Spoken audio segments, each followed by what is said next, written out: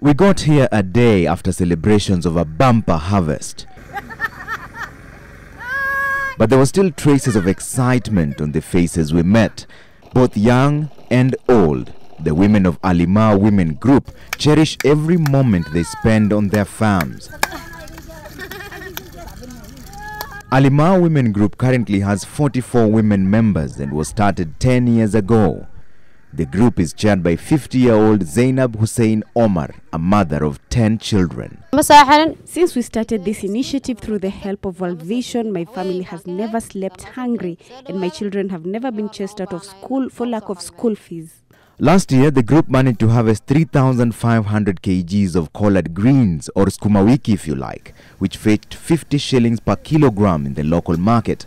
This was the first crop grown using shed nets, a replica of the greenhouses but designed for arid lands where the heat intensity is quite high. We want to go far with this initiative. We want to make our lives better, build better houses for ourselves, improve the roads if we can, and God willing, maybe even venture into real estate. This time, the group has ventured into tomato farming, and by the look of things, they are right on track for another bumper harvest. For this, there were a high rate of malnutrition since we're in the drought season. And we have 650 under fives in this project, the Alimau village that we are in now, and actually the rates has reduced.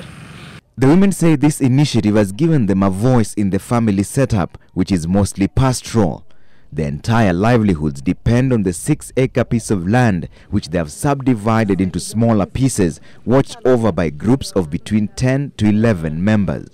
The shed nets on my right are co-owned by the women of Alimau Women Group. The proceeds from this harvest is put in a joint bank account, which they eventually use to pay school fees for their children and also to feed their family. But on my left are smaller segments owned by each and every individual of Alimau Women Group. They use these ones to make sure their family have food every day. In the middle of the harrowing sun, they say they have never regretted this decision. A few months ago, before the acquisition of a water pump, the duties were more manual. The ladies had to fetch water from the boreholes and sprinkle it manually on their farms. I can call they are very hardworking because they are 44 and no single man in them, and this is the result actually you can witness for yourself. A few meters away is Zainab's homestead, and it's lunchtime.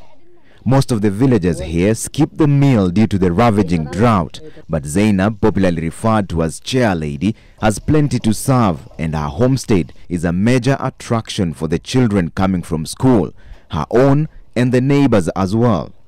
Zainab does not mind sharing the meal because she considers herself blessed, and so do the other 44 women of Alimau Women Group. Trevor, Ombija, for Women in Power in Wajir Central.